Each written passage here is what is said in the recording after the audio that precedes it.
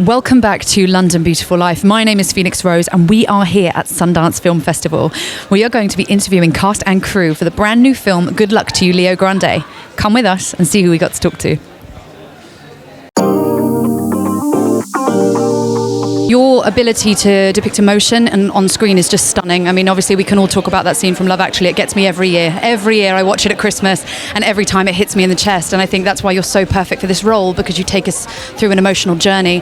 If you had advice to give to up-and-coming actors about exploring that raw, vulnerable part of themselves to tell stories like this, and also as young women growing up, what would you say to them about this story, this experience, and your experience as an actress telling these stories? Well, I think that writing new stories is essential, and I think that if you're young, if I were a young actor, what I'd be doing is I'd be writing stories. I would be writing. I wouldn't hang about, because you can make films now very, very easily and with quite small budgets. Now I'd be writing my first short film and thinking, how can I make this? I can make it on a shoestring. I'll make it on my phone. No, there's all kinds of ways in which we can create art now, this kind of storytelling art. I think it's a very good time, actually, for new stories to find their way. I also think that the sort of stranglehold of just the white man's story is dying, really dying. And whilst I grew up and that was all I had to look at, and I really enjoyed a lot of it. I enjoyed watching Marlon Brando and Robert De Niro and all of those guys, but, enough already. So I think that, as well, the audience is so ready for new stories, so hungry for new stories, thirsty. So I feel like even though this is a small film, it has got a very, very wide reach, and already it's kind of doing that thing that sometimes happens of just going, it's this really nice feeling. How long did it take you to write the script? Because I know you shot it in a very short space of time. So was it like a quick inspiration, or was it one you sat with over time?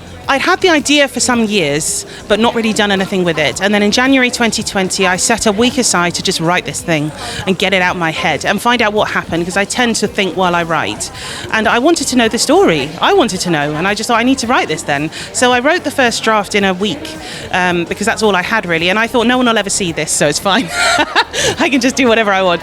And that first draft, it was a little bit short. The end was a bit weird, but initially the first 2/3 of it felt like, yeah, there's something here.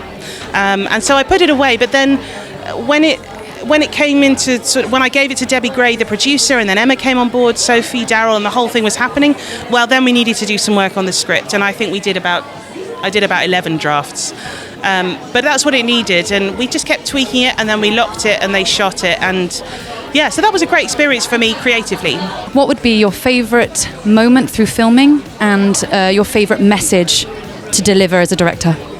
It was just such a pleasure for me to film with two actors that were so at the top of their game, but they were really rising up to meet each other, and they were really offering me a kind of trust to make something. So I always felt that we were in it together. We were kind of completely collaborative and very frank and honest with each other, which isn't always the case, And so we could all focus on the work.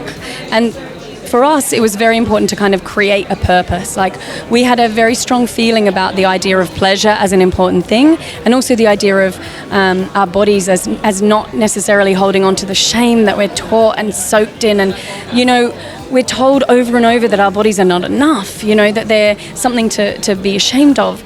For us, we needed that to come out in the film, and we needed that to be in the process. So we had to challenge each other and work together to kind of try and let go of some of that, even though we all hold it. What was the appeal for you when you read the script?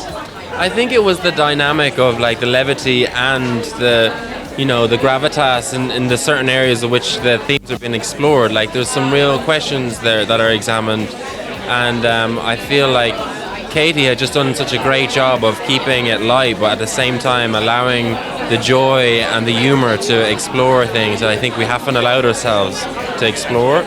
And obviously just to work with someone like Emma so intimately, it was a major draw, daunting at first, but also very exciting.